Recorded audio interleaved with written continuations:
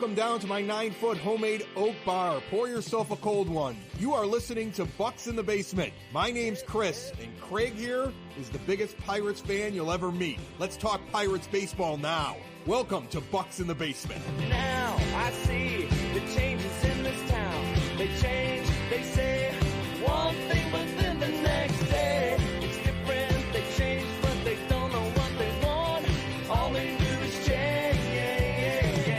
Going left, going right, travel day, travel night. That's where we'll go. No excuses, no goodbyes, no one cries, no more lies. We'll never know.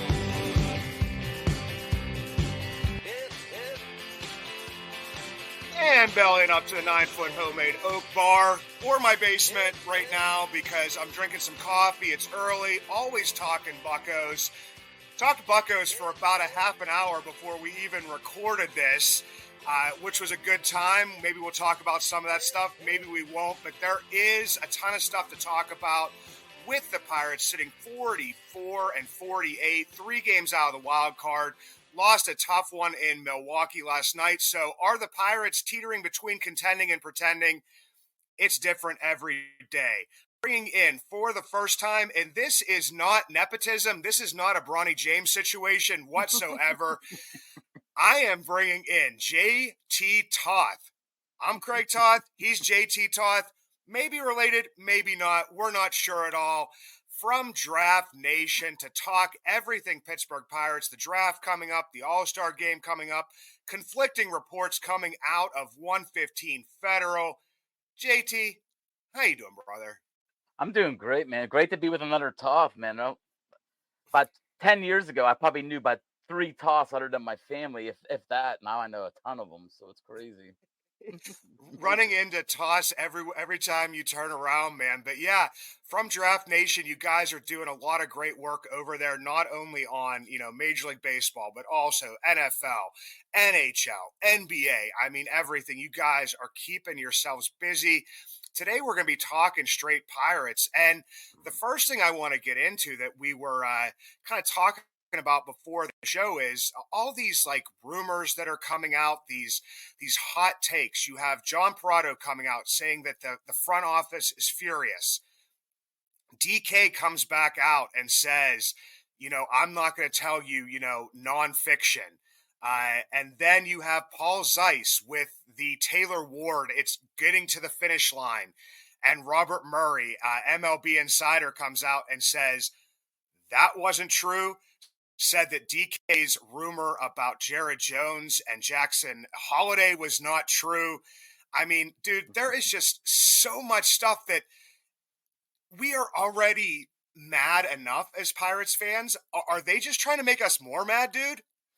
Yeah, this last week, I mean, the Parada thing really shocked me the way it came out, and I would love to know if it was true and who in the front office is upset. It makes you wonder how high it goes. Was it Charrington? I mean, when your owner comes out and says, "Yeah, we're going to make the trades we need to make," and then he supposedly behind closed doors told them we're not adding money, that puts a lot of pressure on your GM. To me, it was very conspicuous how that rumor came out, and then the next day, oh, we're getting Taylor Ward. It's going to go down. And it made you, the first thing I thought was, oh, wow, Nutting probably said, hey, we gotta do something now, make the appease the fans. And the more I read about that as well, that was just a rumor. I mean, he had Peguero and a pitcher I saw was the two guys going, and I don't think anything is gonna happen. I mean, I think the Pirates are going to make some moves, but I think the one rumor that I do think is true is that I think Aroldis Chapman, because of his $10.5 million salary, will be part of a deal when we bring a hitter back, so that the money doesn't add up. I mean, it's sort of sad. I mean, I'm a guy that always sticks up for Nutting in the Pirates. I always say our prospects, but I mean, we're to that point now. And I wrote an article the other day about it. Our young pitchers, you got to take advantage. We know Paul Skeens 99% ain't gonna re-sign here. There's no way. Take advantage of the time you got with Paul Skeens and try to win. And this year's team, I mean, why not? I mean, go to a wild card and you have to face Skeens, Jones, and if you go game 3, Keller or Keller in game 2. I mean, that's tough. That's what we always wanted as a Pirate fan. We went against Bumgartner, Arrieta back in the day because that was a 1-game thing. Now it's a 3-game thing. We got 3 great pitchers. I don't get what the team is doing. I mean, anybody can see that our hitting is very, very, very hit or miss. Lately, we had a little bit of hits, but I mean, it's crazy that some of the stats you see about the Pirate hitters. They're the only team in Major League Baseball that hit 5 or more homers 3 times. It's crazy for a team it's amazing. Like never would think that this team would hit 7 homers and then 5 uh 4 days later, 5 days later. So it's amazing to me. But I try not to get too involved in these things, but I do believe there's some turmoil in the front office. I think that part of it's true. I think from knowing Parada, I think that he had something. Someone was whispering something in his ear. So Yeah, and I don't doubt that just because I mean we even saw during the offseason that, Bob Nutting sits down with Jason Mackey and talks about there's money to add, and then the guy that you mentioned, Aroldis Chapman, is signed, almost immediately after that. It was like, okay, mhm. this article dropped, and then all of a sudden, Aroldis Chapman is signed for an outrageous amount of money. I mean, $10.5 million. He got I think it was like 3.5 or something like that from the Royals last year before he was traded to Texas. And yeah, I mean, it just kind of seems like very crazy. I do think that there is something that is going to happen. With Chapman, I mean, I think a lot of that. I talked to John Wayner yesterday and was talking about. I think some of that depends on Ryan Barucki's health because you do need like a late inning, lefty Lefty. type thing. So if he can be healthy, you can move on from Chapman. But I just don't see. I mean, Chapman is like that perfect like flip candidate because, like you said, number one is the $10.5 million, and then number two is just that if we're kind of teetering. I have teetering between pretending and contending as the title of this podcast here. Um, it doesn't make much sense to keep him for that entire time. The only thing that I would say is that okay, if we're going to trade Chapman to somebody, it's going to be somebody who is a contender, because they're going to need that lockdown end. And what type of player are they going to be willing to give back? Coming back, I know that the Royals did get Cole Reagans, who they slotted, kind of right into their rotation. So you're going to have to be trading to a team that has like a overabundance of riches that you have, maybe a guy who's, blocked in AAA, an outfielder, and then maybe a pitcher or something. But yeah, Hmm. it's going to be a lot that, you know, Charrington have to kind of, I mean, wiggle around, man, because I think if it could be that there is not a lot of money, but if Chapman's money comes off the books, then is that where that money comes from? Do you know what I mean? No, I do. I agree with that. And I think the fact is, I think what Parada said about they don't want to add money. I think that's true, and I think that the Chapman is part of the deal. But I do like the Taylor Ward rumor. I had no problem with it. I mean, 14 homers, guy that can come in and I mean, I've been talking about this for 2 years now. I talked about it when we passed on Dylan Cruz, even, which I'm happy with Paul Skeens. I'm not gonna say I'm not happy with Paul Skeens, but at the time I was like, look at our organization. We have some pitching. We have nothing in the outfield. We have Lonnie White. Um, like I said earlier, before we got on, Mitch Jebb supposedly can get moved to like a center field position, but otherwise, I mean, Polanco way further down. We have needs for outfield. Our outfield, I mean, Joshua Palacios is a breath of fresh air. That's how bad our outfield's been. That a guy like that, and why did it take so long for a guy that was a spark plug last year? And he saw what he could do for a team, and he's no more than a bench player. Don't get me wrong, but a guy like that, I'd rather have than, he's a guy that tries and plays hard every day. He's a guy that I like in the lineup. I think I felt bad for Oliveras getting sent down. Michael A. Taylor just lost at the plate. I think it's one of the most amazing things that he had 21 homers last year somehow. I have no idea where that came from, but great glove like we talked about with Triolo too. Like we have guys that can play the field, but they just can't hit. And this team needs hitters. I mean, if this team wants to go anywhere this year, or at least contend, and they owe it. I hate to say the phrase, they owe it to the fans. But with this pitching staff, they owe it to try to win with Paul Skeens. I mean, I don't two wild card teams made the World Series last year. I'm not saying the Pirates have that kind of talent, but I'm just saying you don't want to play the Pirates in a 3-game series. You ask anybody, I mean, you don't want to go against Skeens, Jones, and Keller, or whatever order they put them in at that point. So the team's got a lot of question marks, but I think this is why we have this podcast. All these questions. There's so many questions. Like there really is. I mean, but the answer to one question on there at the beginning, the conflicting reports from the buyers, we have to be buyers, man. We got to be buyers. But like Yeah. we talked about, I think we're buyers and sellers. I do think that Chapman is part of the deal. So I think that we sort of skimmer down the middle of that line a little bit.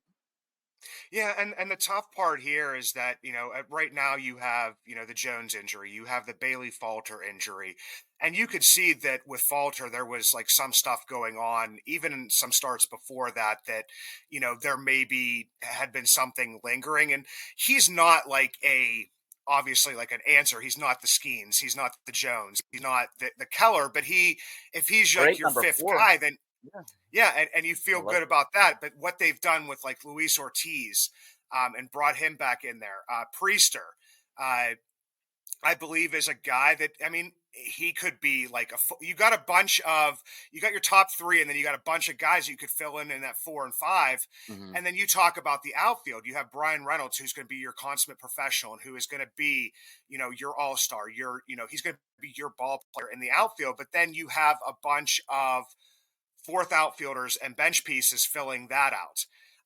So yeah, even like with the Joshua Palacios, I mean, I know he came into the year injured, took a little while to work back from that, but once he got back and healthy, you knew what you had, just bring him up. And he is a little bit of a spark plug, but he is just another one of those bench Yeah. pieces, fourth outfielder type guy. Mhm. You mentioned Jared Triolo. He's your utility man, but more of a bench guy. Michael A. Taylor, man, the one thing I did look at, and I keep on bringing it back to it, is that he had 21 home runs last year. If you look on StatCast and you can go and you can break it down, and it does like expected home runs by ballpark, if he played every single game in PNC Park last year, he would have had 11 home runs.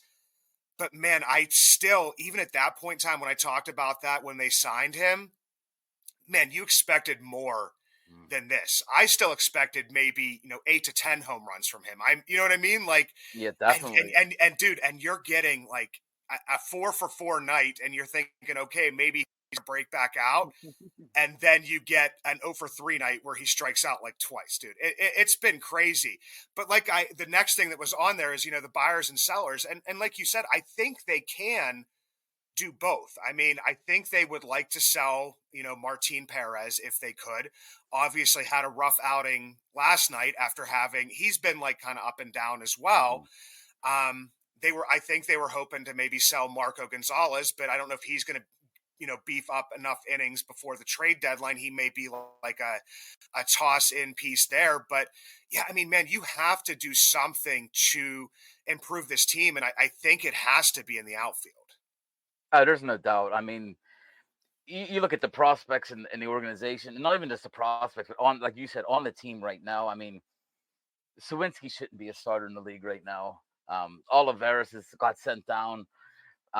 Michael A. Taylor, like you said, Palacios. I mean, we have one outfielder. I mean, McCutcheon don't play the outfield really anymore, so he's a DH. So, I mean, we basically have one legit outfielder on this team, and it's been like this since the beginning of the year. I mean, like you said, I was hoping big things from Michael A. Taylor. I was hoping that I actually liked the Olivares move at the time. I was like, this guy was one of them guys that sort of never really got a fair shot, like a big shot, and he never really came through as well. Even though I don't think they gave him consistent at bats, so either.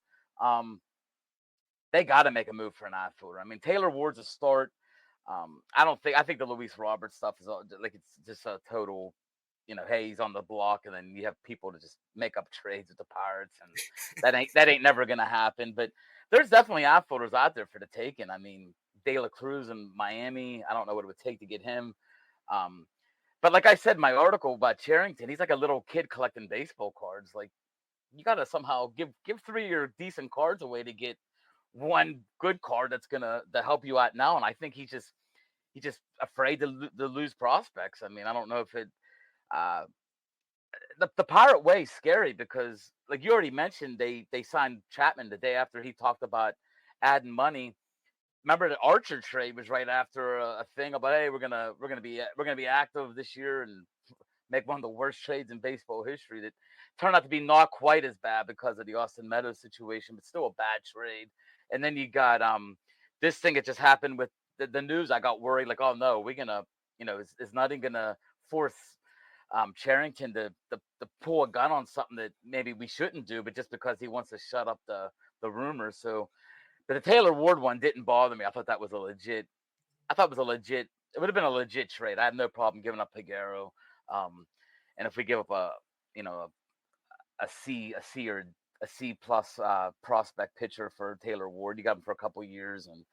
But but I agree with you. I think we're gonna buy, but we're gonna sell. I think we're gonna try to get rid of some of the salary. I think now that Rowdy's hitting, I think we're gonna hold on. I hope we hold on to him because I mean our lineup's so bare we can't give up anything right now, hitting wise. But like you said, I agree with the Martin Perez. I think Gonzalez could be a chip. Um, and let's not forget, for this team to go anywhere either, do you really trust the bullpen? I mean, do you trust Ryder Ryan and some of these young guys? I mean, if you give up Chapman, I know Chapman's been hit or miss this year, but he's still a guy that when he's on, he's gonna shut it down for you.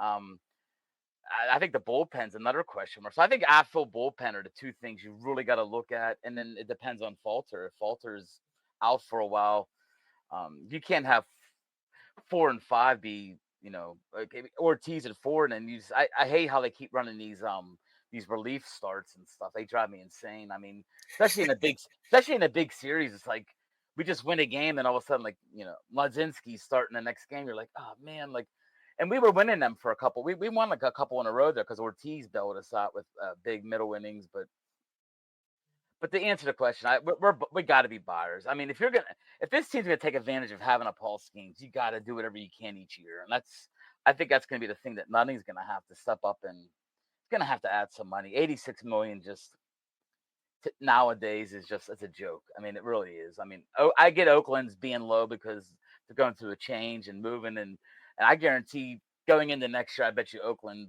is up over 100 million easily.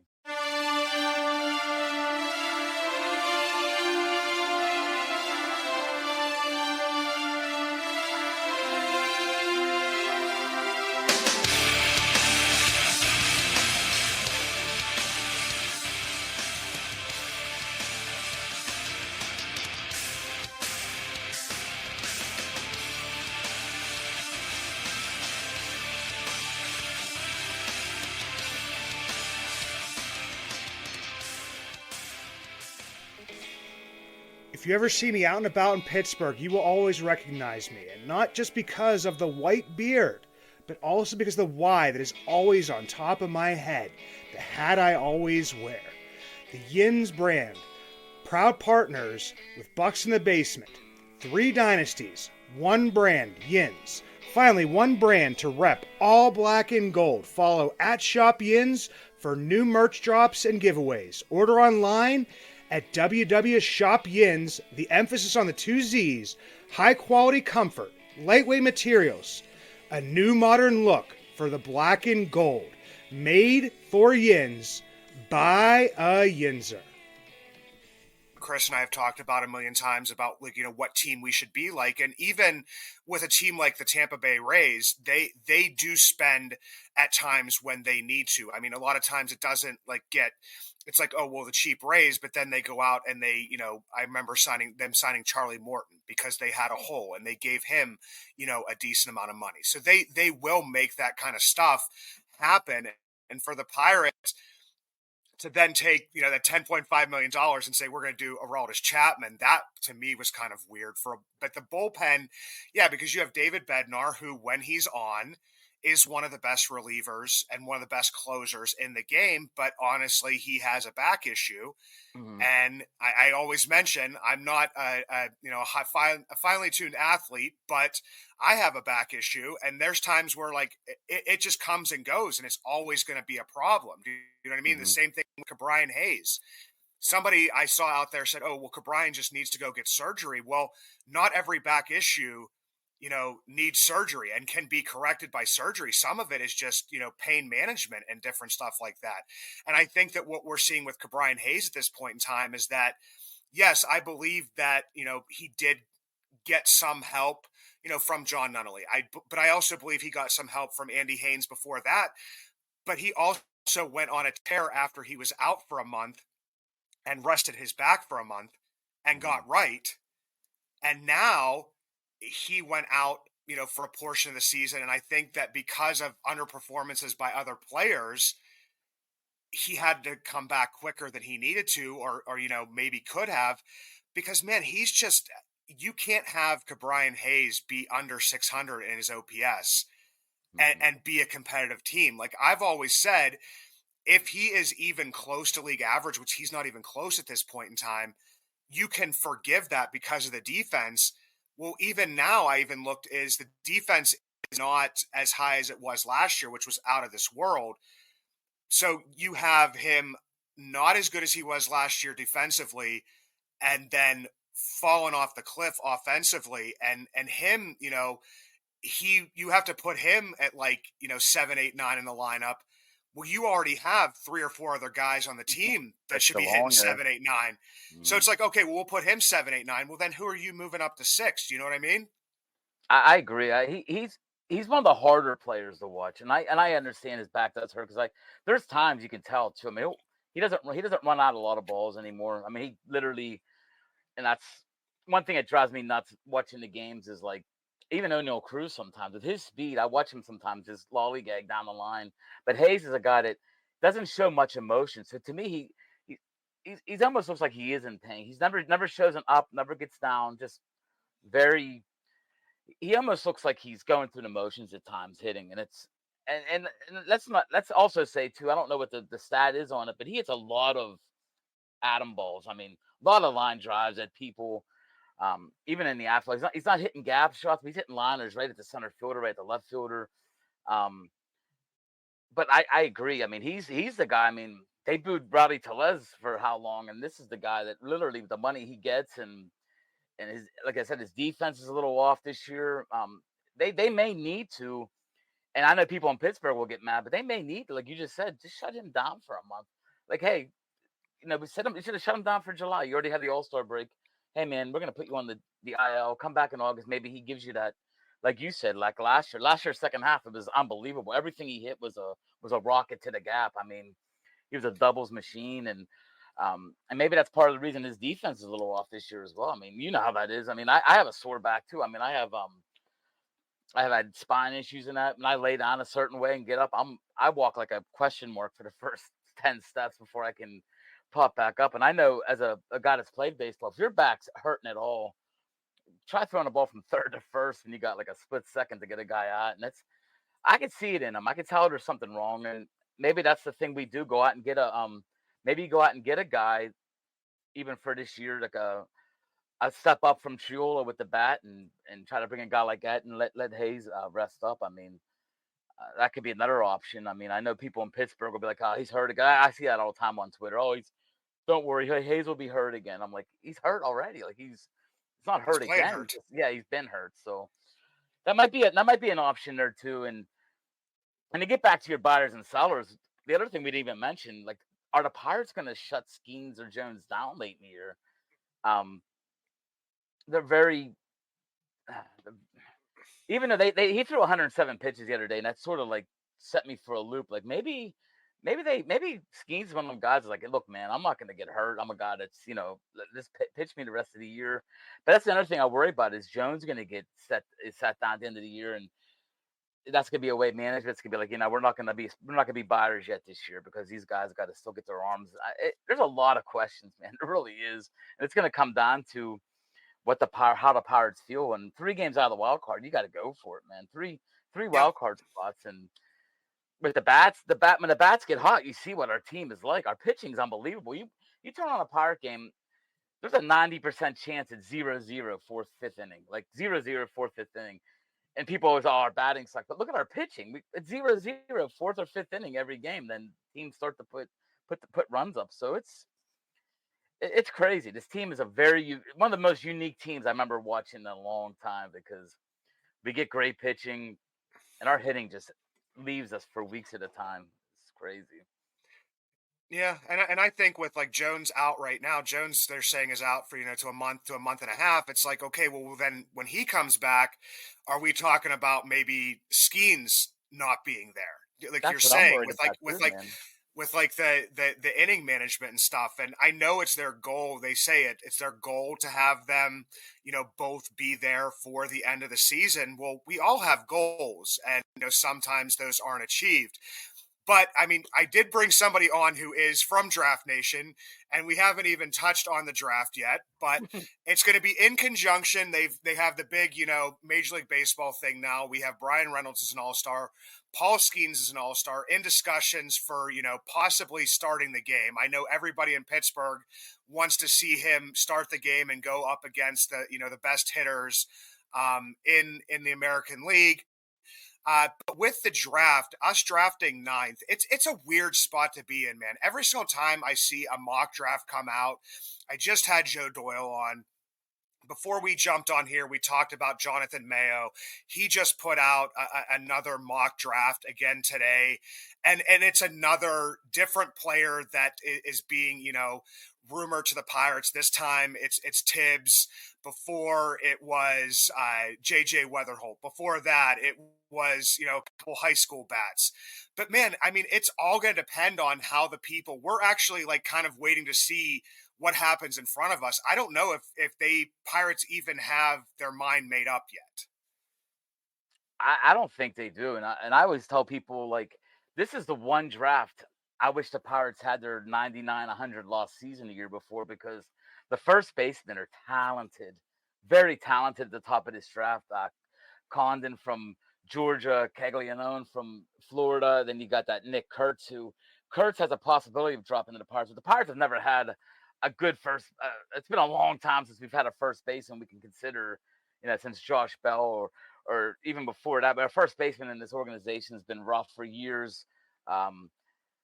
This is the one year that I would love to be picking third or fourth. I think we'd have a better chance. But we just talked about it, man. I'm hoping the guy that I want more than anybody, and I think he's been rumored here a couple times. He had an injury last year, of course, but that Braden Montgomery from A&M, legit outfielder. He's probably closer to Major League Baseball than any of the other outfielders, including Tibbs. I'm not a real big Tibbs guy. Tibbs guy is more of a signing kind of guy, from what I'm gathering. He'll sign at a lower.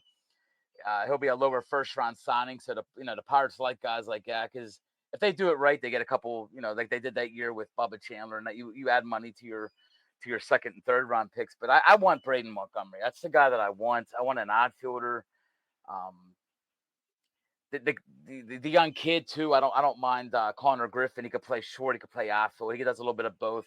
But he's going to be years away. He's going to take. He's not going to. He might just be here right before Skeens is about to go, kind of thing. So I'm looking at what we need, and I know and MLB drafts are weird because it ain't like the NFL where, hey, we got no cornerbacks. We got to get a cornerback. You can almost tell what team's going to go get a cornerback. With baseball, you take the best. You could take a pitcher, even though we got tons of pitchers in the organization, and they could take a starting pitcher at that point in the draft as well. But I hope, for my mind, because I'm so tired of us not having good. I mean, we tried with Swaggerty. Our outfield draft picks haven't been real good since McCutcheon. I mean, they've been, I like Meadows. He had mental issues, but you can't help that. We had Swaggerty at the time. I thought was a good choice. That kid had a lot of pop and energy, and he had some issues with his wife, and just his playing days were just never really put it together. So I'm hoping, man, it's an outfielder. But like I said, MLB draft, we we could take a pitcher, save some money somehow, and then maybe take an outfielder and that compensatory pick or second round or whatever. So um, the answer to your question, so it's a unique draft because there's four first basemen that I would love to have. Um, any of the Condon, which he's going to be gone off the bat, and then you got that Nick Kurtz. Nick Kurtz from Wake Forest is a guy I wouldn't mind if he fell to 9, which I'm hearing he could. So, but like I said, I don't know what Charrington's looking at. I'm hoping he's going to try to start filling up the outfield in this organization, though. Yeah, and it's like a weird thing because I mean Sherrington for a while there it was like the more college bats like you get like a Nick Gonzalez, um, and Tamar Johnson a couple years later and you go high school and everybody was kind of Mhm. so it's like but here's the thing is even with that like you're saying it's like the best player that is available to you at that point in time. It's also about the rest of the draft. It's about can you because even though Henry Davis, God, that's another one I can't even get into right now. Henry Davis, man, he hits at AAA and doesn't hit at the major leagues, and we see that Quad very A player. often with players. That's why there's a name for it. It's a quad A base. You know what I mean? Like there is an Mhm. actual name for it. So that's one that goes there. But yeah, I mean, Braden Monk, that I had talked with Joe Doyle about that, and that's a guy that I really liked as well. Kurtz from Wake Forest. I know you don't draft for need, but like you said, man, like you got Kevin Young and you got Josh Bell, That's and other than basically. and that is like my Pirates fandom, that I remember the best. You know what I mean? I was there for 91 and 92 and 93, but I Mhm. was still a kid, man. I mean, I'm like I was the age that my son is right now playing little league, and I was big into baseball. But the ones where I could actually afford to go to the game and pay my own way to a ticket and go with my buddies, it was Kevin Young and Josh Bell, and then that's it, dude. It's Yeah, kind of crazy. and they always seem to just. I mean, it's like the relief pitching, which the relief pitching I got used to. Like, hey, you sign 2 or 3 guys off the scrap heap if you get lucky with 1 or 2, which we have in the past. Melanson, guys like that, you get lucky picking up a guy off a waiver wire or whatever. But first base is on a position like and you already mentioned with you're not getting much production out of your third baseman. You got to at least have one of them corner positions heat up. And thank God Telez. I actually think Roddy Telez is a better hitter than we give him credit for. I know he went through a downtime, but let's not forget you come to a new city. I mean, he's never gonna hit like he's not gonna hit 270, he's not gonna hit 30 homers anymore, but he's gonna the way he's doing now, I mean, he's hit the ball the opposite way. I think he's a better hitter than we imagined he was after that first month. I think he's closer to doing what he's doing now than being that bad of a hitter that he started off the year as. So I'm just at the point now with Skeens and that I look at the draft differently now to the point where I want a guy that comes in a year or two. Like I think Montgomery's the quickest. That's the quickest. You got to get a college back, and come up and help your team right now. And we need that. I mean, we're not going to trade for a top notch outfielder. I was a guy that was all for like dangling a Solometa or a Chandler if you get another team's legit, legit outfield. I do an outfield for a pitcher right now in our organization. I don't know if a team would do that, but I mean, I would trade a Bubba Chandler for a team that has an outfielder, just like a James Wood type, a guy that just is a stud. That we have our stud. Like, let's make a deal. Let's do this. But I just think that I haven't. How many years has it been since you've seen a team with outfielders this bad? It's been bad, man. It's like really bad right now, and not much positivity coming from that room. No, not really, man. So I guess my last question here, because we usually try to be 30 minutes or within 30 minutes of Bucks here. Dude, is a wild card berth, is this possible, man? Is it It, possible? it's definitely possible. We've seen what the bats can do if they get consistent. I think if you make a trade for a bat or two, you get Jones back. Um, I believe it is. I mean, I think this is the one year it really is. I mean, I think the National League's on a down year. This is the one year that everything's sort of working in our favor to make the playoffs. Honestly, I mean, um, I think it's definitely there. I think if you get, I'm gonna use like maybe 6 is the magic number. If you Milwaukee runs us and the White Sox run us and we're 5-6 games out by the break, maybe I change my tune a little bit. But 3 games is nothing. I mean, how many times have we recently have we dropped into a half game out or a game out? So we're in that range, man. I think there's definitely there. Um, it's going to depend on Martin Perez and if a guy like Priester can hammer down a spot, because without Jones, it's going to be a little bit more difficult because we had them three. We had three of them guys all in the same spots. They were pretty. It was amazing. I mean, they were churning through teams. Even games that we weren't hitting, we were still, winning 2-1 games, 1-0 games, whatever. So, it's definitely there. Do you believe it? Do you agree? You think there's a wild card? You think that?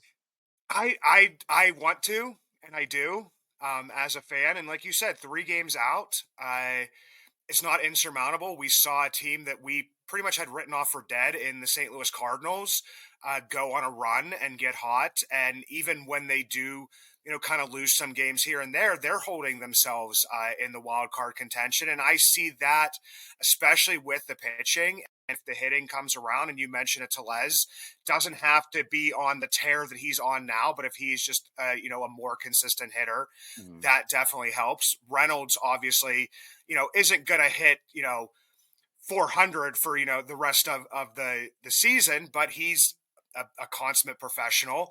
Yeah, dude, I think it's possible. And but you said, it's like if we drop the one to Milwaukee today, and then we drop a couple to the floundering White Sox, I'm just like, man, maybe everybody above us loses as well, and we're still in it. But man, I don't know. But guys, you know what? This has been a great conversation. We're definitely going to have to do this again at some point in time. For you guys that don't, please go follow JT on X. It's JT Draft Nation. Also, go follow Draft Nation for their coverage of everything. If you're into, like I said, NHL, MLB, NBA, just everything that is with the drafts and everything. These guys are doing a great job over there. Go read his articles. JT, this was a great time, brother. Thank you. Thank you so much, Toth. I get to actually call somebody Toth because I always get called Toth. So thank you. Thank you, Craig. It was a great time here. Absolutely, man.